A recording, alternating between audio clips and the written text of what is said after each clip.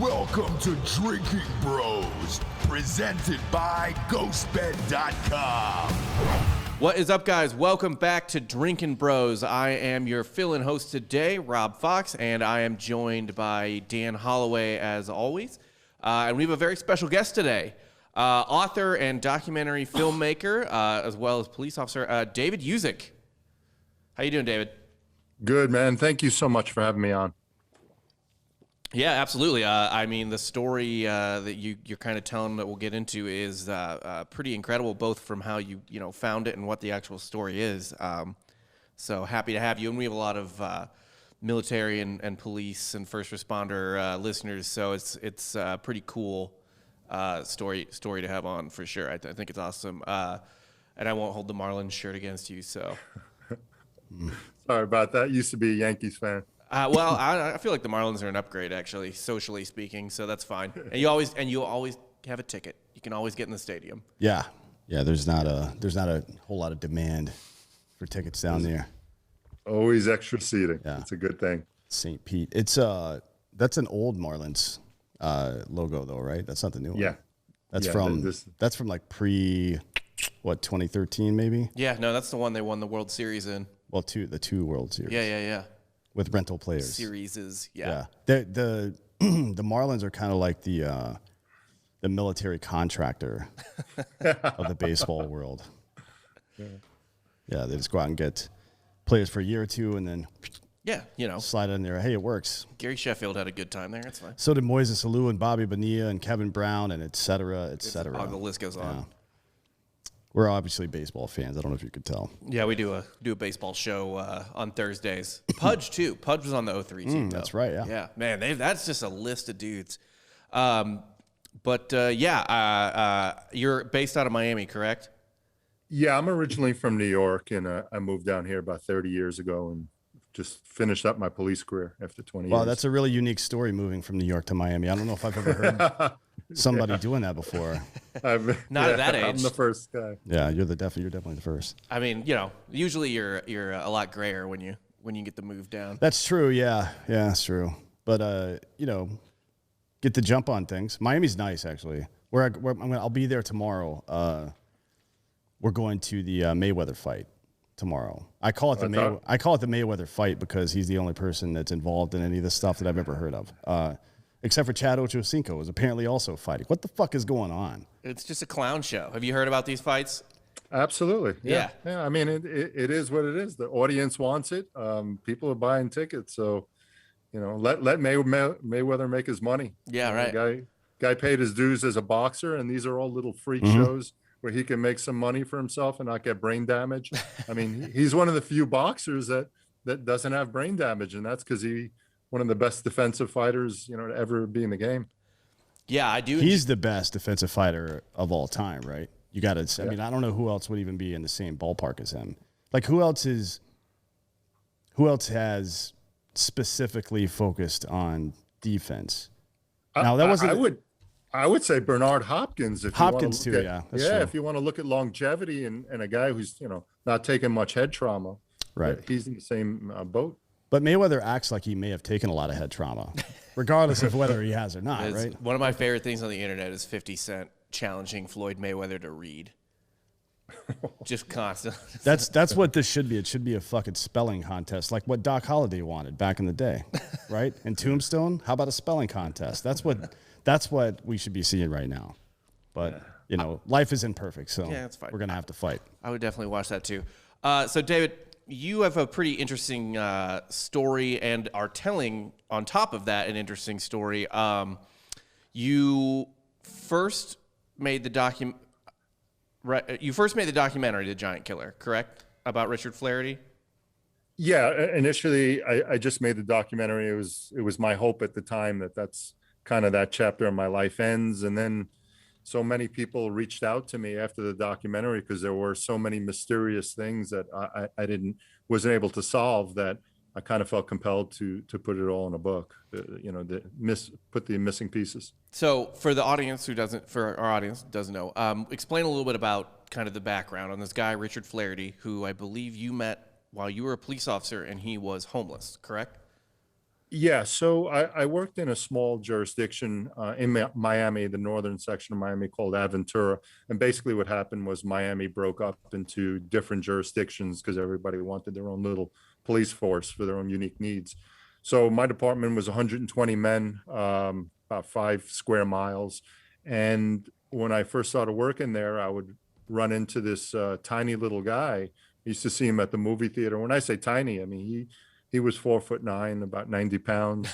But he kind of stuck out because he walked with a presence of confidence, and you can tell there was something a little bit different about the guy. And we would just start to say hello every once in a while because I just kept running into him so much in the city. And eventually, we'd talk about what movie did you just go see, because I'd run into him a lot at the movie theater when I worked my off-duty job there. And that's how a friendship started. And we were friends for 15 years. Now, maybe a year or two into it, because I was, initially I thought, is this guy homeless? Why is he at the movie theaters for 8 hours?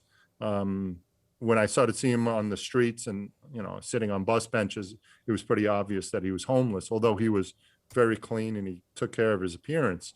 So, at that point in time, I tried to get him some help and see if I could get him off the streets. And he was reluctant, but he said, he really appreciated it. And I kind of read it that he didn't want me pushing him anymore about it. So he looked like he was well taken care of. He didn't look like he was a danger to himself or anyone else. So I didn't push him. I actually there's a thing in on your YouTube that clips of the documentary and stuff, and one of the people you interviewed said, like, if he was homeless, he probably chose to be homeless. That's the biggest question I get is, was he homeless by choice, or was he homeless because he suffered from PTSD and mental illness? I'm going to say it's a little bit of both. Because he had opportunities, at the end of his life to live in apartments, and even he had enough of a little pension to have a pretty crappy little apartment, where he could pay for it on his own. But he didn't get the help he needed early on, and I think it was just way too late for him. Where I think. He claims it was by choice, but I don't think it was. I just think there was just too much damage that he couldn't, he couldn't live indoors. I took that as, when I heard that, I had kind of taken it as part of like he was just a very determined and self-determined person. Well, I mean, it's from the perspective of the military, particularly special operations community. You get taught a lot of things. And the expectation is, particularly on a small ODA, that you're going to be self-reliant. The one thing that has never been taught to veterans from any country that are veterans of any war is how to take care of yourself afterwards, right? How to ask for help, especially. For whatever reason, it's been categorized as weakness to ask for help, which is kind of stupid. I mean, it wouldn't be embarrassing for you to wreck your car and send it to a body shop to get it fixed. Right. Because not only do I not have time for that, I have no idea what the fuck I'm doing. But for some reason, when transitioning in and out of fucking traumatic situations, it is the expectation that we put on ourselves is that this is my burden to bear, and I don't want to saddle anybody else with it. That's a really stupid way to go through life, by the way. But it is what it is. We all do it. So I'm sure that's what it is. It's not that he doesn't. I agree with you. I don't know the man. You knew him for 14 years. I didn't know him, but just from my personal experience, I would say that probably what you're saying is accurate, that he definitely needed help, but refused to ask for it, which is the case for a lot of us, frankly. And the PTSD you're talking about, this guy, Richard Flaherty, who you met on the street and in the movie theater and stuff, he was a Vietnam veteran? Yeah, so, like I said, he wasn't telling me really much about himself, and that was okay with me because, he would talk to me about other things, about world politics, and we'd make some jokes. And so it was enjoyable to spend time with him. The guy was really intelligent. And it wasn't until after 15 years of friendship that he dropped the bomb on me one day while we were having lunch. And he said, it's time I tell you who I really am. Now, as a cop, you're like, oh shit, what is he about to, like, holy fuck, what is he going to tell me? He's a serial killer. He knows this. Like, what, I kind of had a, good respect for the guy at that point in time. I was a little nervous about what he was going to say. And, he said to me that something that I thought was outlandish at the time. He said, hey, I was in the military. I was the smallest man ever serve. And I went to Vietnam and eventually went to Special Forces school and got my Green Beret. I was awarded the Silver Star, 2 Bronze Stars, 2 Purple Hearts. And, like I said, I just initially, I'm not a military guy. I've just been a police officer my whole life, but I've never heard of somebody 4'9" in the military. And certainly he would never become a Green Beret. And how is it possible for him to even do those things? So I felt really bad. I was like, I didn't know my friend was that delusional. I thought he had a little bit better grasp on reality. That night when I went home, I almost didn't look up his story on Google and check his name because it just didn't seem possible. But I did, and that's when I saw some stories about him entering the military. And they always do that picture with the shortest guy with the tallest guy. I've seen lots of that over the years. So they did that obviously a couple of times with Richard and taller guys. So there was a little bit of a trail to follow. So I went back to Richard the next day when I ran into him, and I was like, I can't believe, I've been friends with you for 15 years and, you never told me this part of your life. So that's when he opened up to me, and that it was like for 10 days straight. He would tell me every part of his life and all the ups and downs and the good and the bad and secret operations and undercover stuff with the ATF. And then 10 days later, he gets killed, in a hit and run.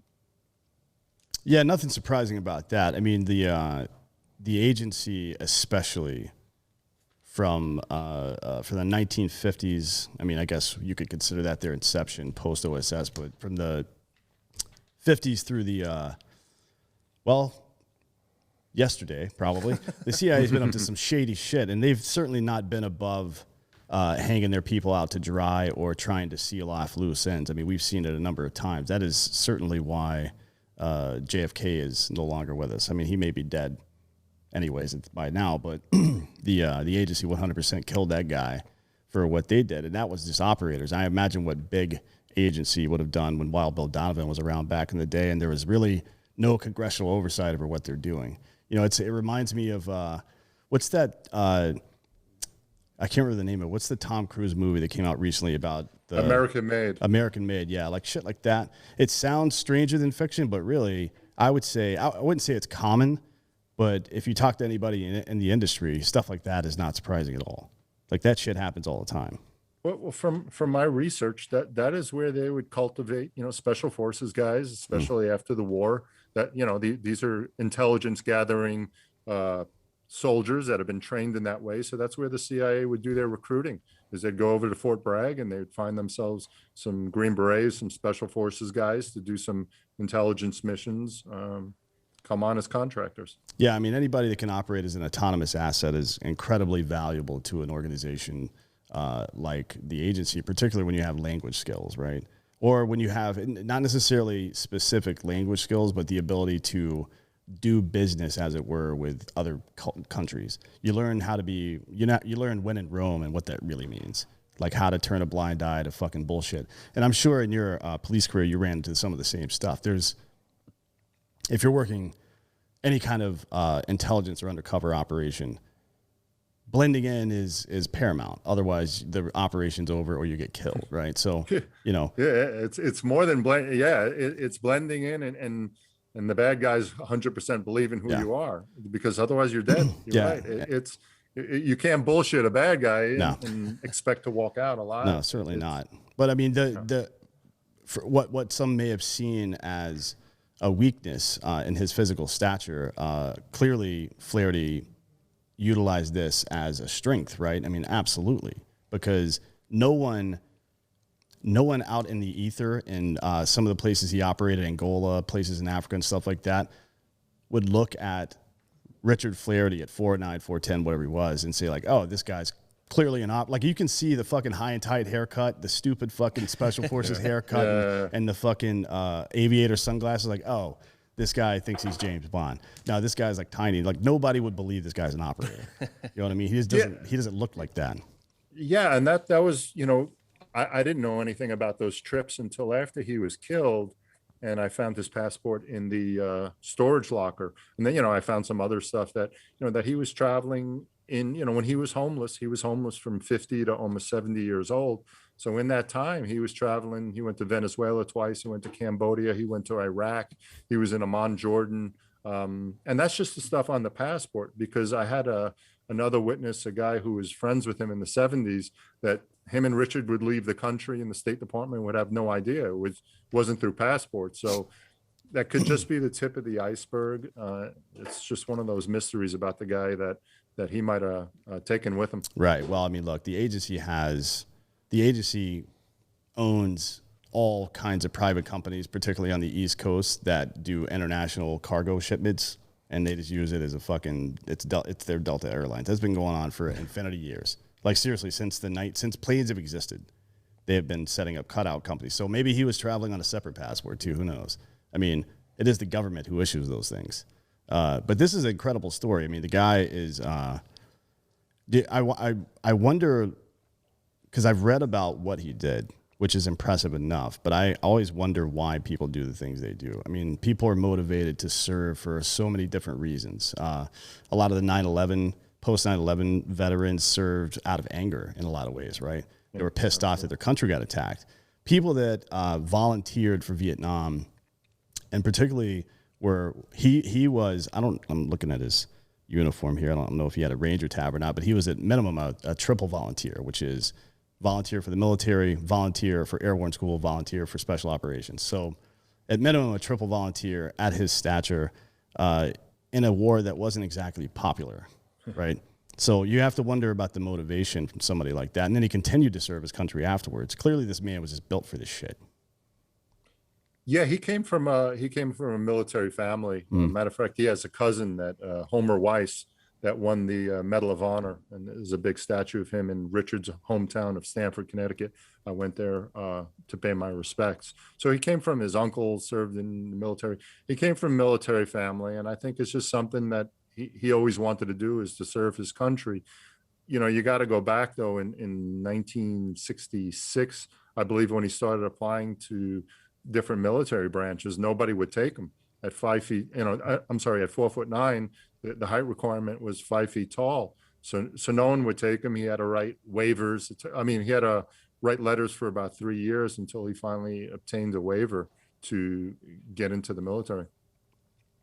Yeah, that's incredible. One of the things that stood out to me, and I mean, Dan, you're talking about volunteering, airborne special operations, whatever, but he even, just on the little stuff, like he volunteered. This is the scariest thing to me that I've ever seen, military-wise, like across anything. He was a tunnel rat. Yeah, fuck that. Yeah. Fuck that. Although, I mean, look, if you're 4'9", you're getting voluntold to be a. Well, I have a interesting, and I have at the end of this, if you guys remind me, I got a brand new story. Memorial Day, one of the guys who served with him just told me. That's pretty interesting.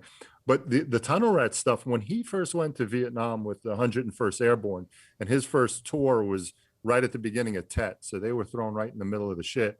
He didn't go into tunnels, and I talked to him about it, and he said, "No, I was a lieutenant in charge of platoon. I couldn't."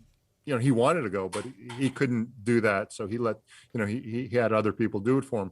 But when he was a lieutenant in charge of the recon unit, which was Echo Company, that's when he would go inside the tunnels himself.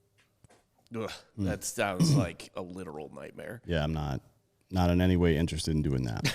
Well, you're a big guy. I don't think. What did he tell you about, or what did you discover about his transition and what he did working with the CIA or ATF or whomever he was employed by? So I would imagine his original blueprint was never to work. His original blueprint in life was to be in the military for his whole life. So when he gets back from his first tour in Vietnam, then he goes to Special Forces School, then he's assigned to the 46 Special Forces Company in Thailand. And I just learned something new about those guys, because the 46 guys are very hush hush. Like, you're seeing the Mac V SOG guys starting to finally, after 50 years, tell the true stories of crossing borders and stuff. Well, the 46 Special Forces Company, which is stationed in Thailand, those guys that I've interviewed have really stuck to the script, and all they'll tell you is, well, we train the Thai Border Patrol. And then finally I started finding one or two guys that were telling me that because they operated in what they call the pink zone, them getting wounded or them getting killed would be a huge embarrassment for, the Thais and for obviously the United States. On top of it's not great for your health to get shot. So, but they did go out with the Thai Border Patrol, and what they would tell me, they were fighting Malaysian and Burmese guerrillas is when they would get into firefights, who they were fighting then. So really interesting. And he was discharged in 71 as a reduction in force. That happens. Yeah, the point I was trying to make, you just reminded me, was his original goal in life wasn't to work with the agencies or anything like that. That was to stay in the military, but it was the RIF, the reduction in force, after his second tour, that officers' contracts are not renewed. So I think at that point in time is when he initially started working as a private contractor. He went over to South Africa. He fought in the Rhodesian War as an advisor. And I think once you go down that road, that's when maybe the agency starts contacting you. And the ATF case is kind of interesting because he was training Cuban rebels in the Everglades. And my sources said that was a CIA operation, this was, I think, 10 years after the Bay of Pigs. So he was out there training those guys, and he gets picked up by an ATF agent for possession of silencers. Richard was in possession of silencers. So the ATF back then didn't really work well with other agencies, or they, I spoke to several ATF agents, and one of them was really helpful to my case. But the guy who picked up Richard, he kind of had a little bit of a chip on his shoulder about Special Forces guys. And the first thing he said to me is, the problem with Special Forces guys is they think they're special. And so he's basically Brian Dennehy, then, is what you're saying? Yeah. So that's a Rambo reference for all you Philistines out there. Yes, it is. So that's what he said about Richard. So he wanted to know who was funding the operation of training the Cuban rebels, and Richard, no interest in talking or working. And eventually another agent, a guy named Fred Gleffy, who helped me with my investigation, and to this day I'm still friends with, he's the one that started working with Richard, and Richard told him that he knew about a bunch of other Green Berets that were stealing tons of weapons and explosives out of Fort Bragg, selling them on the black market. So that's how that operation got started, and they worked for about 2 months, and they recovered. I mean, it's not pounds, it's tons. They recovered tons of explosives and weapons. But I did find some declassified newspaper articles that were written back then, that the whole operation was really a CIA operation by Richard Flaherty, just to get weapons down to Central America and Honduras back then, similar to like the Iran Contra scandal. So you've had to piece together quite a bit of this. From what I understand, Flaherty finally decided to start telling his story a little bit, and then within 2 weeks died in some mysterious hit and run, right? Which is odd enough. But then you were able to locate a storage unit that he had purchased that had a lot of his stuff in it, and then began, I believe that's probably where you found his passport and some other stuff, and you started piecing all this together. Yeah, because what happened when he started telling me his life story, I asked him, if I said, I'm not sure exactly how. I think my initial thought was for me to try to find the filmmaker to pick up on Richard's story. I said, hey, can we do something? Because at that time, my initial thought was, how could this amazing soldier, this underdog, this guy who did the impossible, and then how did you become homeless? So that was my initial idea on the story. And then, you know, Richard passes, and I ended up doing it myself. And who, I assume you've had help with this, right? I mean, I don't know how familiar you are with Black Rifle Coffee and those guys, but I used to be the VP of marketing there. Some of my best friends. Evan, the CEO, who was a former special forces operator. He was a contractor for the agency for a couple of years as well. They're working on a documentary about the Bay of Pigs right now, actually, with some of the officers that were actually involved in it, right, who are still alive now. So, you know, it's becoming, like you said, with the Mac VSOG guys, a little more common for them to get involved to tell some of these stories and exactly what happened. I mean, look, now most of it is declassified these days. I mean, we run on pretty much a 15-year cycle unless something is currently still a secret worth keeping, I guess, for lack of a better phrase. But excuse me. Has anybody, former agency people or former ATF people or anything like that, actually been helpful in this investigation? Yeah. You know, I really, honestly, I think because of my law enforcement background, a lot of people opened doors for me, or I got in through doors that maybe a reporter wouldn't have been able to get into. And a lot of people felt a little bit more comfortable talking to me. So, yeah, I mean, the ATF agents, federal prosecutors have worked with me. You know, a lot of the guys that I've worked with have contacts. So I don't think I would have been able to get it through without the law enforcement background. And when you were talking about the Bay of Pigs documentary, I did interview a guy. I'm trying to think of his name. His name is Felix Rodriguez. I believe his name's Felix Rodriguez is the guy that put around in fucking Che Guevara's face, by the way. Guevara. Yeah, I interviewed Felix, not with cameras or anything, but just if he worked with Richard Flaherty or if they knew each other. So a great Felix story is, you know, he lives in Miami and he invited me to his house, and it just looked like a regular house. And he didn't, I mean, I had a few law enforcement friends call over to him to ask him if, you know, if he would speak with me.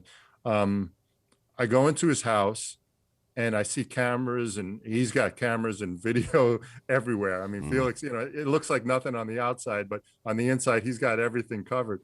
So he invites me into his house. I think he invites me for a drink, and he invites me to sit down on the couch. And there's I forgot what, maybe it was a Glock or maybe it was a SIG. There's a 45 sitting right on the coffee table between the two couches with me and him.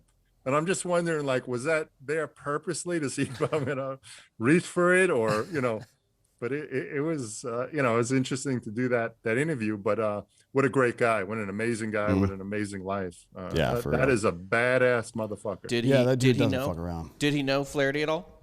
No, he didn't. You know, he was familiar with some of the stuff that Richard was doing in the Everglades, but, you know, he doesn't remember. I mean, the one thing about Richard is everyone remembers if they physically saw him. Right. Yeah. He was so tiny, but he didn't have any, you know, idea. How much of this, like, just whole operation between the documentary and then the book, like, you were a police officer and a detective also? Yes. I mean, how much of this was detective work? You said the law enforcement stuff opened doors in terms of, like, people, like, being like, okay, he's in law enforcement, I trust him. But I mean, this seems like it was an actual detective job. This got pretty brutal at times because Richard didn't want his, you know, people following his path. Richard didn't leave too much out there. I mean, except for the storage unit where I found stuff. You know, it wasn't just so much that Richard was a private cop, just didn't really give any information about his life. Is he would also plant false stories. So there was a lot of dead ends that he would leave out there. And that was just the pattern of how he was. And maybe that was a special forces thing. And maybe that was because he worked these operations. And maybe partially the homeless thing is, you know, besides the paranoia, besides the PTSD, is he wanted to be off the grid and make it harder for people to track him down. And at any point, I mean, at what point did this become, I mean, did it ever take over where you were kind of like, it's not even just about Richard's story, like, I just want to find this out because this guy is such a mystery? You know, obviously the investigator in me always wants to solve a case and close a case out. So yeah, I mean, it would drive me crazy at night when I couldn't, you know, figure something out. Like there's so many mysteries. Like he went in the 2000s, he went to North Dakota 2 times in the middle of winter on the same exact dates, but just like 3 years apart, and stayed at the same hotel. And man, I dug and I dug and I dug, and you know, I didn't physically go up there, but I really put a lot of effort into solving that and figuring out what he was doing there, and nothing. I've got a theory. I've got a theory for you. You said it was the same exact date. Yes. Now, what happens once a year for pretty much everybody? Birthday? There you go. Birthday, anniversary. He had somebody down there for sure, right? That's the only reason somebody would do something like that on the same day. Like an operator, an intelligence operator, would never perform an operation on the same day, stay in the same hotel ever. That would never be a thing. Just from my experience working in intelligence and working in the military, there maybe he's a kid down there. Maybe there's a girlfriend, maybe something like that. Probably. That's what I would guess. Yeah, very, very well could be. And that's, you know, because my initial thought was, oh, maybe there's a gun show going on, or maybe there's some sort of military thing. You know, North Dakota does have a lot of military bases, but I didn't find anything on those dates that was really significant. So your guess is probably better than mine. What are some of the just most, I mean, because this guy's done a lot, and both in Vietnam and then in the service afterwards. What are just some of the most eyebrow-raising, kind of wild things you discovered? Well, I mean, he was in the Tet Offensive. It doesn't get much more fucked up than that. Right. Right. I mean, because not only was it a particularly brutal series of attacks, but no one saw that coming. That's basically like being attacked by Israel on Yom Kippur, right? Yeah. I mean, that's fucked up. Like, it's not fucked up. It's just like, how could this possibly have happened? You know what I mean? But yeah, I'm sure he has some amazing stories from the tunnel rat days, especially, or from Special Forces of Vietnam, or later. So I'd love to hear some of that stuff. Yeah, I mean, if you look at his Silver Star, I have his commendation. And that was a pretty brutal fight where they took on a bunker that was chewing up their platoon, and Richard himself ran out into the middle of the fire to draw fire to him. And then he was able from there to direct a 90 millimeter, something I've never heard of, recoilless rifle. I had to look it up, and it looks like a bazooka to take out that bunker. So there's another time where Richard actually, 3 of his guys were lost and behind the lines, and he put on the smallest NVA uniform he could find to sneak around in the back there and try to locate, and he eventually did. He did the same move. I didn't put it in the book, he did the same move with the NVA outfit in the guarding a cache of American weapons. Something happened that they had to pull out, and they couldn't get all their weapons out in time. So Richard stayed behind dressed as an NVA soldier until I guess they can bring in some explosives. That's really to fun. take those out. I was waiting for the end, like with the possibility of the NVA showing up, and he's just gonna be like, "Hey guys." Yeah, wave to them. So I know. Yeah. Well, I mean, he was his size. Yeah, he was closer to their size than ours, to be sure. fair. But yeah, having, I mean, a guy that's that size carrying a Carl Gustav around. Carl Gustav is about 44 inches long. Yeah. Right? Okay. Okay, so 5 feet is how many inches? 60. There we go. Yeah. So he's like 4 foot. Right. And he's 4'9". Yeah. So it comes up to about here on him. God. If it's on the ground, and this motherfucker's carrying it around. Pretty impressive. I mean, it is recoilless, I guess. So that he had that going for him, but humping that thing around is not exactly great. And the dressing in the enemy's uniform, that's pretty fucking funny. That's rad. Yeah. I enjoy that a lot. I also, I mean, in some of the documentary I was watching, his airborne training seemed pretty brutal as well, considering his size. Yeah, airborne school back in the day. So now we do it in in PTs and tennis shoes, right? Yeah. But back then they did it in jump boots. Now jump boots, I don't know if you've ever seen them before, but they fucking suck. We only wear them ceremonially. Oh God, whatever that fucking word is now, because they suck. It's like a leather shoe with the hardest sole of all time. Is that like the Band of Brothers? What Yes. they're wearing in that? Okay. Yeah, jump boots. Yeah. So they did the entire thing in jump boots and green socks, which sucks. And for a guy that size, I mean, the benefits is that he falls so slow compared to me. Like for me, it's I get out of the aircraft, count to 4, look up, make sure my canopy's all good, grab my risers, make sure there's no jumpers below me because the lower jumpers got the right of way. You don't want to steal somebody's air. You get the fuck out of the way, find a spot. By that time, I'm like this close to the ground. Especially if I've got a ruck between my legs. It fucking sucked. But this asshole it took him like 30 minutes to drop. And it was just like a feather. Well, they would have to strap machine gun parts to his legs because he would float off. I mean, his weight. If you were doing a combat jump, you could. There's no way you would be able to take that. Like seriously, some of those guys take 13 to 15 seconds to get to the ground. Yeah, it's way too long. Yeah, because I don't know if you know this, but there's no rules in war, and you can shoot people out of the air. Mm-hmm. So I had heard that. Yeah, yeah. Well, they were saying in your documentary that there were rucks that were as heavy as he was. Yeah, my standard ruck was heavier than him. I mean, I carried, especially when I was an RTO, I would have like 120 to 140 pound ruck. Yeah, right. That's insane. I mean, he was a lieutenant, which means he had an RTO, like a radio operator with him, but he still carried more, or a lieutenant or to a captain during his time in the service. So he would have been carrying probably 100 pounds, 80 to 100 pound ruck. Yeah. He was also. I know most lieutenants that I spoke with from back then didn't carry the M72, but for some reason the law, he would carry that around with him. I don't know why. Maybe he just like blowing things up. Yeah. Well, I mean, look, we all like blowing stuff up. Yeah. Yeah. That's the funnest part of the job, to be honest. But that's really impressive for a guy that size. I've served with people that are smaller in stature, but I don't think anybody that close. The shortest dude I ever saw, and he was a shitbag. He was like 5'2", I think.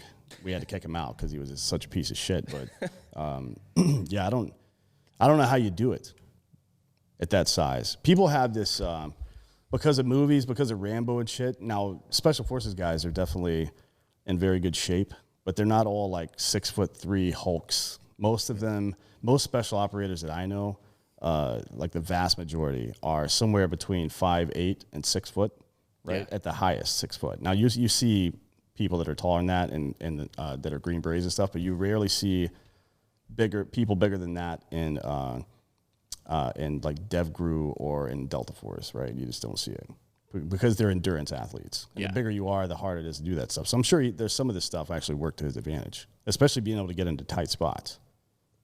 It's really interesting to think about. He also, I asked him if he was, I mean, I would be afraid to be walking in the jungle in Vietnam. I said, were you ever afraid? And he said, no, not really. He just thought his size was a huge advantage. It'd be harder to shoot him. Maybe they'd hesitate and think that he was one of them. He said something, I don't know what an aiming stake is, or, he said something about that they would always aim their weapons high anyways. And he was pretty cool with it. Well, I guess that's an advantage because the gun goes up, right? As you fire. Up and to the right, typically, yeah. Well, if you're a right-handed shooter.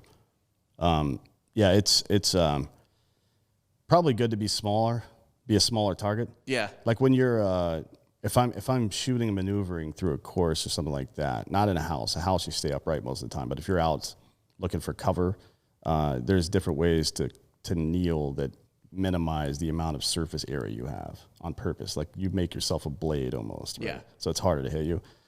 That probably was a little bit easier for him, right? Like you remember that scene from Band of Brothers where, Lieutenant Dyke, not Dyke, he's the one that went crazy. What was his name? The guy that ran all the way across. Spears, yeah. Ronald Spears. True story, by the way, that really happened. Oh, yeah. I've read the citation for that. It's bananas. But yeah, something like that. He'd probably be good at that. Just running out there, and they can't tell if it's one of their guys or one of his. These days, you might get canceled for it if he was wearing brown face or some shit, or yellow. I don't know what it's called. I think even just putting on the uniform is well. That's a really interesting thing because, I did get. I mean, it's from the wrong people. Did get some people that were upset. That's a war crime. They wrote me. There's a lot to listen. Richard Richard was pretty tough on the enemy. A lot of the guys said he was pretty tough on the enemy. When Richard would go on a mission, he really didn't take prisoners. I'm not going to judge. You know, I understand if you're in a situation where it's safe to get a helicopter or to get prisoners out, but that was a reoccurring theme, that Richard wouldn't risk his men to really take prisoners unless it was, you know, an intelligence thing. But as far as wearing the uniforms of the NVA, I did get some pushback on that. Not that I give a fuck. Yeah. But, people Well, I mean, that's a war crime and everything. Yeah. So the little story I was going to tell you guys from I got a call Memorial Day from a guy who served with Richard in recon. His name's Al Dove, and he's in this one picture that I've posted before on social media. But I've never noticed it. And Al said, "Do you notice the belts me and Richard are wearing in there?" And I did for the first time. And he said, "Well, the story about that is that we were crossing a rice paddy, and there was a huge storm. I think it was Hurricane Bess came, and within like 20 minutes, the rice paddy got so deep. Al was 6'1". It was up to his neck. Richard was drowning, and would have drowned in the right. You know, can you imagine all the places in the world to drown in a rice paddy? Well, Fuck that. So Richard with his equipment on. You know, he took one step and he fell maybe a foot or two, and he was completely underwater. And I guess, you know, it's pitch black. Richard told me he was pretty sure he was a goner, but he felt a hand reach up, you know, in this dark water and pull him out. He couldn't get his equipment off fast enough to get a breath. So the rest of the walk, Al Dove, this guy Al, had to carry Richard on his back. Sort of, Al kind of said it's sort of like a Yoda thing, and they made it to this little tiny island. And on this little tiny island, there were two VC taking, well, they weren't sure if they had VC or MVA taking refuge too from the storm, because it was the only dry ground and probably a couple hundred yards. So Al shot one of the other guy tried to run, and Al hit him with an M79 round. Oh shit! And M79 is a 40 millimeter grenade, by the way. Okay. M79 Tiger. It's like an M203 or an M302 now. With the R320 with the HK version, but yeah, it's just a little bit smaller than that. That wine bottle. Yeah. So that guy disappeared. Actually, it's about this is just about 40 millimeters right here. Yeah. So yeah, I mean, it depends. It takes time to arm. Sometimes it won't arm, and it'll just like thump, like that kid Scott Olson maybe in Oakland during the Occupy Wall Street rallies. He's a former Marine that got hit in the head with one of those things. It was a smoke grenade or whatever. Okay. Yeah. It's whether it exploded or not, that dude got fucked up is what I'm saying. That's all I'm saying about that. So the first guy that Al shot, you know, that was KIA immediately, that ended up being an NVA captain. And on him, he had maps and everything of one of the U.S. bases in the area, and they were planning an attack. The other guy was his attaché. So it was such a huge score. You know, here the recon is just going through a little rice paddy, and you don't think much of it. And this huge score of intel and maybe preventing an attack on an American base. So in the picture that I've never noticed before, Al Dove is wearing the NVA captain's belt, and Richard's wearing the attaché guy's belt. And I was like, wow, I never, and it's just an amazing story. The other crazy part of that story was after they killed the two enemy, the NVAs, they literally got assaulted by rats and snakes. So, as the water keeps rising, that's the only dry land. And Al said it was down to about 10 yards by 10 yards of a little land. And these giant rats started coming at them, and then cobras and other things. So they got into a firefight with snakes and rats after their first firefight. So pretty crazy story. Yeah, that just confirms my long-held belief that Asia is by far the worst continent to go to war on. Yeah, probably. That sounds like a fucking nightmare. I'd like bring the NVA back.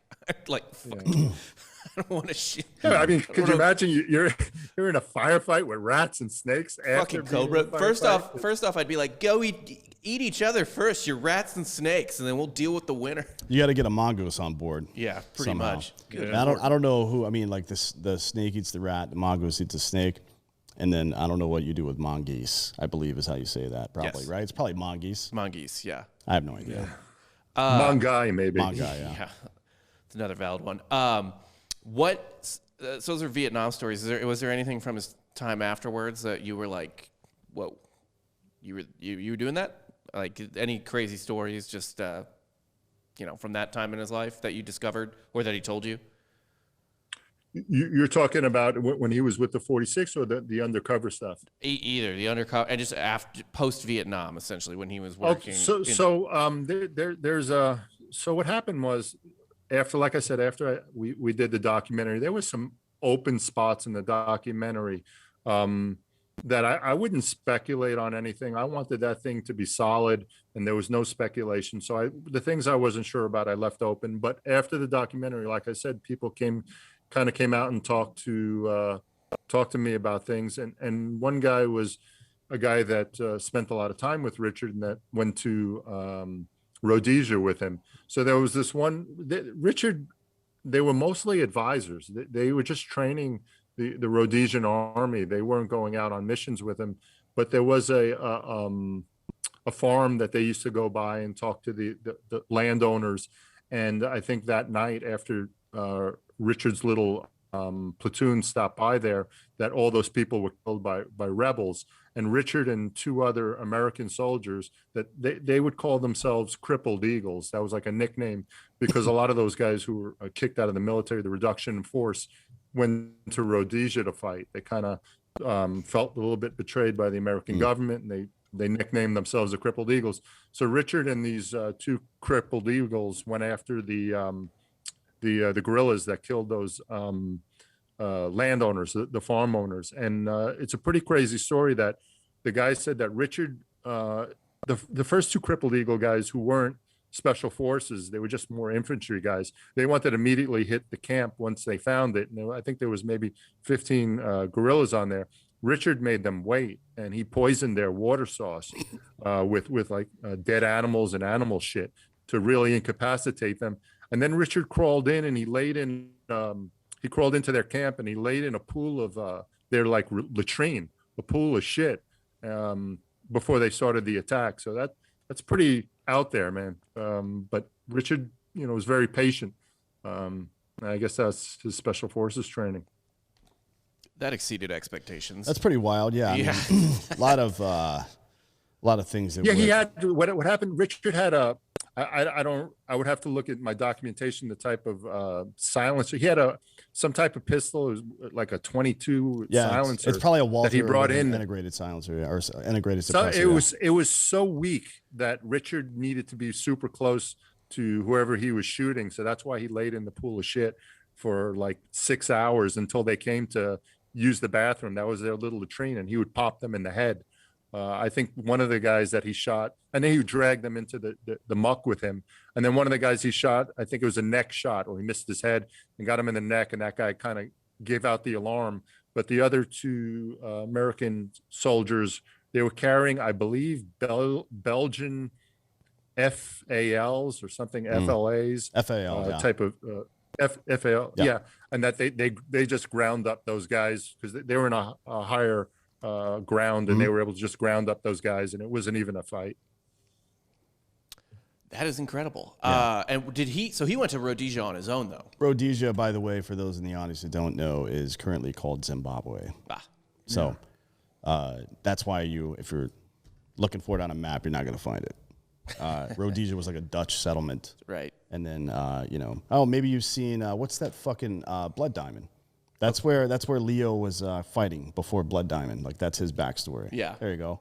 Yeah, but I would love to know about some of the stuff that happened, Rhodesia, Angola, places like that, because there was a lot of weird stuff going on. A lot of the governments had begun the process of moving some of the colonizers, if you want to call them that, out. But the family farms were still being protected by private military that was contracted by the government, right? Zimbabwe. After Rhodesia lost the war and Zimbabwe became a thing, the government of Zimbabwe was still paying government contractors to protect these families' farms because warlords and rebels would come in all the time and try to fuck them up and kidnap them and shit. So I'm sure he had something going on like that over there, if not working directly for the U.S. government.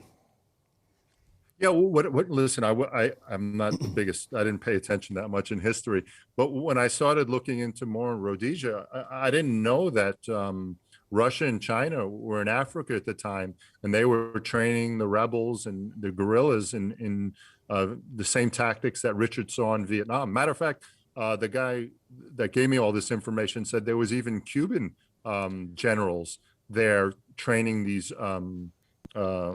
Rhodesian guerrillas to attack the forces. So maybe in Richard's mind, he was still fighting communism. Maybe in a lot of those guys' minds, they were there to continue their fight against communism. Right. I mean, that was part of.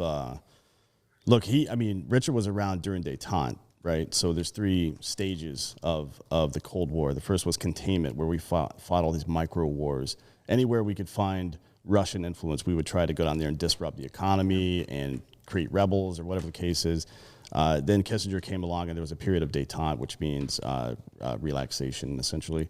So the public face of the Cold War was like, hey, we're just going to take it easy. But in reality, they were still fucking each other up behind the scenes all over the place. Right. And these little wars like this would be categorized in the media, if they even made it to the media, as something completely different. Like, oh, it's a war of Zimbabwe and independence, or it's this, or it's that. In reality, it was for sure Russian and Chinese influence being battled by American special operators for fucking years. Actually, one of the most famous battles in Cuban history is against the South Africans in Africa. I forget the name of it, but that's like a very celebrated in Cuba battle. They were like South African Border War. It's officially called the South African Border War, the Battle of Quito Carnival. Yeah. And it was in Angola. Yeah, it's crazy. Like, what the fuck was Cuba doing there? Right. Yeah.